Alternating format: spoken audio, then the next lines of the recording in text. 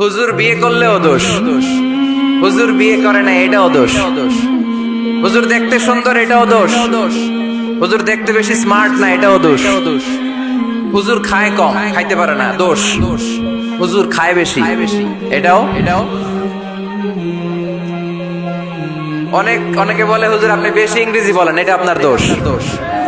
আবার আমেরিকায় যারা থাকে তারা বলে হুজুর আরেকটু যদি ইংরেজি বাড়ায় বলতেন আমাদের ছেলে মেয়েরা বেশি বুঝতে পারতো। আপনি যে কম বলেন এটা আপনার দোষ। ভেজাল আছে না নাই? সব ভেজাল থেকে আল্লাহ তুমি এই জাতিকে নির্ভেজাল করে দাও।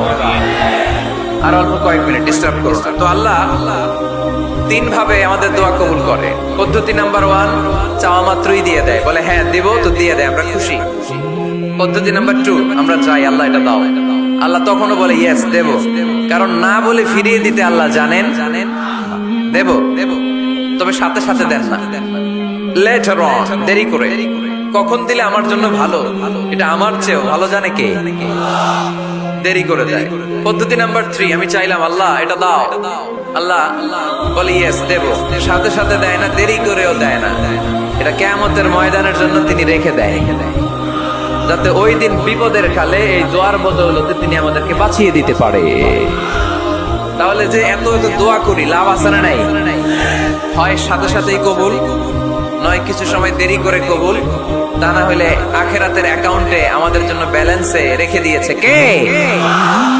এজন্য আজকের এই ফরিদপুরের মাহফিল তখনই সার্থক হবে যখন আমরা এই সিদ্ধান্ত নিতে পারবো যে আমরা চাইবো একজনের কাছে, তিনি কে, এবং চাইবো চাওয়ার মতো। যেহেতু এটা একটা শিল্প, আর্ট, এটাকে আত্মস্থ করতে হয়। চাওয়ার মতো চাইলে এটা কখনো মিস হয় না। এজন্য আমরা মন প্রাণ উজাড় করে আল্লাহ তাআলার কাছে চাইবো।